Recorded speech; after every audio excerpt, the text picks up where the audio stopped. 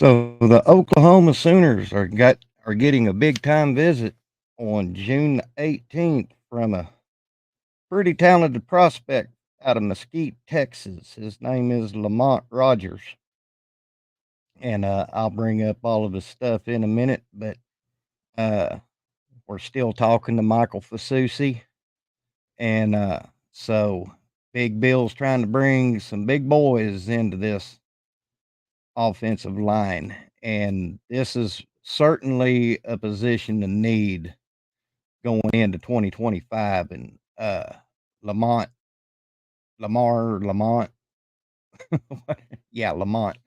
Uh, he's an offensive tackle, which is one of our areas of need on the defense on the offensive line. I'm sorry. So we're going to discuss all of that and more. But welcome into the channel. I'm your host, Mike. Thank you for pulling up. Always good to have y'all. If you're new to the channel, hop down and hit the red subscriber button. Turn on your post notification bells. That way you won't miss any OU Sooner related content that I will be uploading. And give me a like, please. And if you don't mind, hop down in the comments. Tell the old legend what you think about this one. And share the video because sharing is caring. So I'm going to bring up Mr. Lamont right now. Going to hang on just a minute. Hang tough. I'm just learning how to do this, so I'm also going to learn how to edit too.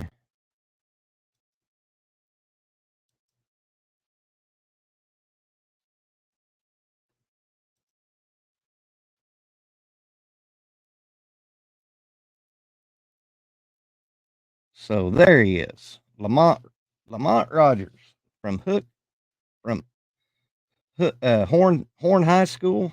Y'all have to forgive me. I'm reading off my laptop, and it's not like a regular PC. It it's kind of distorted on my end. I'm sure y'all can see it better, but he's an offensive tackle from Horn High School in Mesquite, Texas.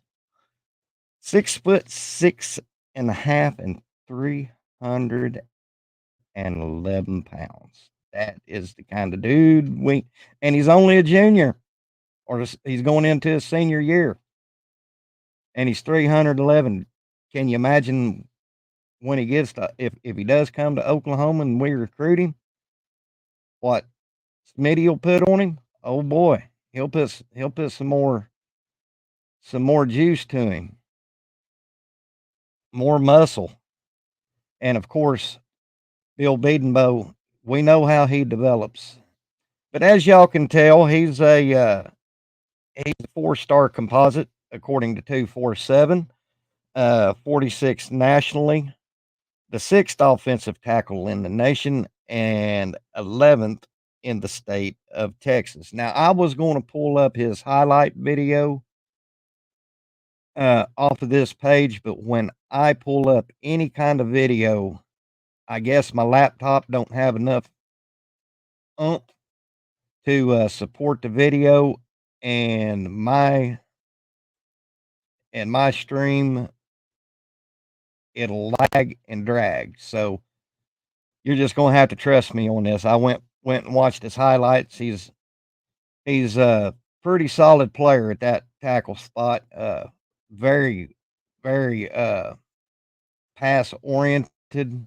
Uh, Looks like he could get better in his block on, like when the deep secondary comes in for a rush. But you know that stuff can be developed, especially with Bill Bedenbow. But other than that, I mean, from what I've seen in his highlight videos, he had some nice highlights in his class last year, and he's already holding offers from. Oh, just a minute. I tell you what, wasn't for bad luck, I'd have no luck at all. He's holding offers from Missouri, Oklahoma, SMU, Texas, Texas A&M, Florida State, LSU, Auburn, Georgia. I'll just say, everybody that if you're in the Power Five conference, and this is where where I've learned from a lot of podcasters is look who's going hard after him, and right now at the top of the list, it looks like LSU, Florida State, Texas A&M, Texas SMU, and Missouri is going hard after him. But he does have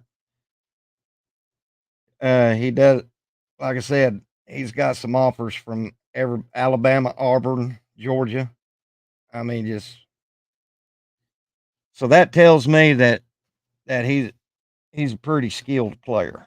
But like I said, I've seen his videos, I've seen his highlights, and it's also I also need to note on here. Let me go down here. Let me get out of this screen. That